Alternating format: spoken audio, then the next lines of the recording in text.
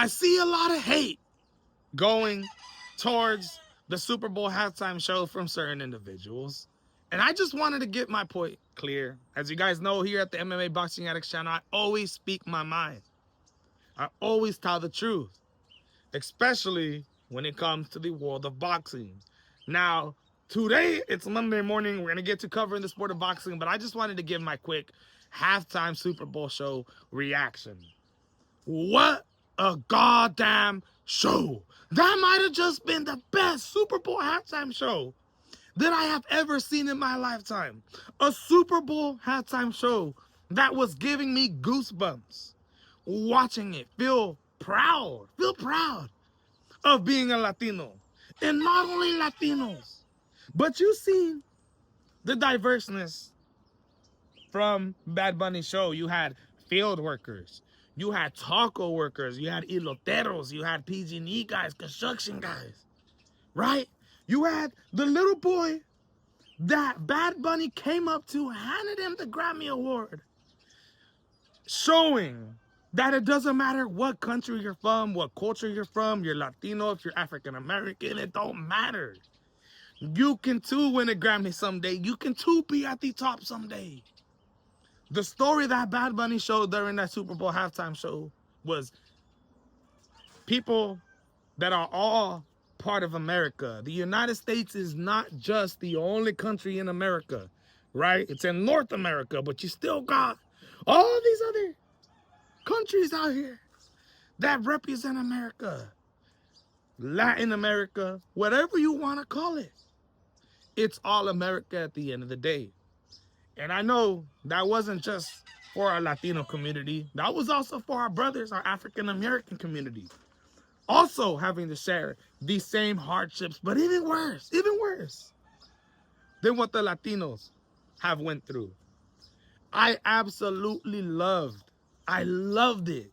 I didn't love the fact that Jake Paul was out here on Twitter. I don't know if he's just trying to go viral again or he's being goddamn, because he's saying, you know, turn off the halftime show. Let's show that big corporations can't run things. Let's turn off the halftime show and go watch Trump's halftime show. While he is a man who has said numerous amount of times that the tax system in the United States is absolutely bullcrap, that I'd rather go live in Puerto Rico, call myself a Puerto Rican, represent the country of Puerto Rico every single time I go into a boxing ring. Jake Paul wearing Puerto Rico on his shorts to avoid paying taxes here in the U.S. Has house in Puerto Rico, has talked so good about it, but yet wants to talk down on Bad Bunny and Puerto Ricans as a whole. This is a guy who, you know, his #1 fighter signed to MVP Promotions. You're talking about Amanda Serrano, a Puerto Rican.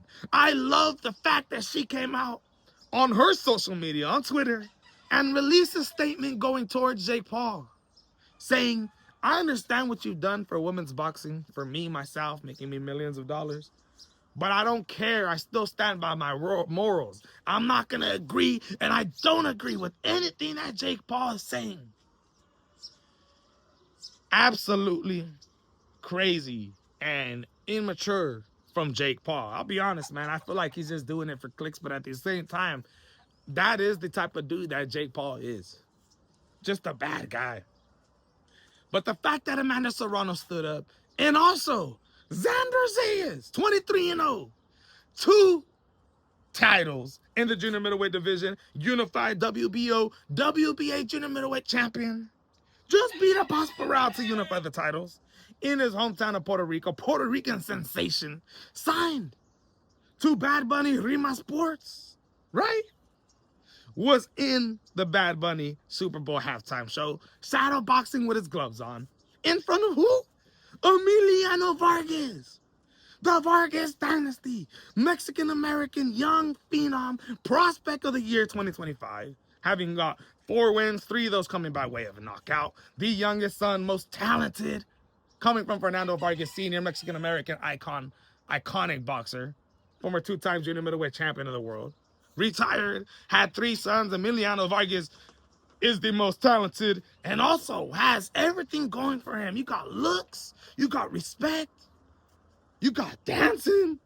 He knows what's right and wrong in this world. And I'm going to tell you right now, seeing Xander, Zayas, and Emiliano Vargas up there, I loved it even more. Coming from a boxing world, I loved it even more.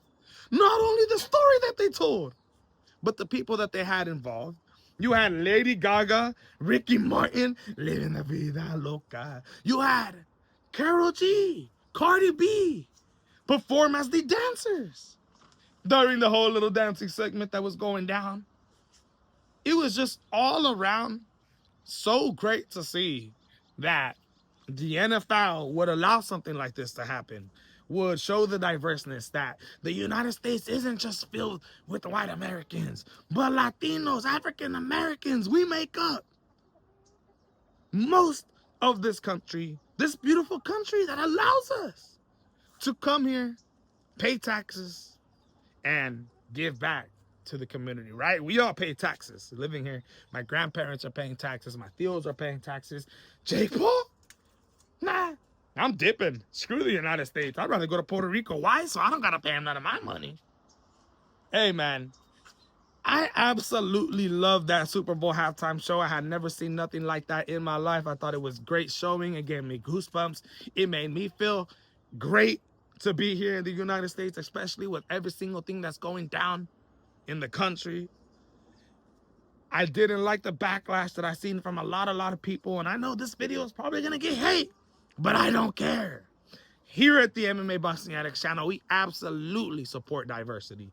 Let me know what you guys think, man. This is the MMA Boxing Addicts channel. That was my Super Bowl halftime reaction. Monday morning, time to get to the sport of boxing, but I'm out.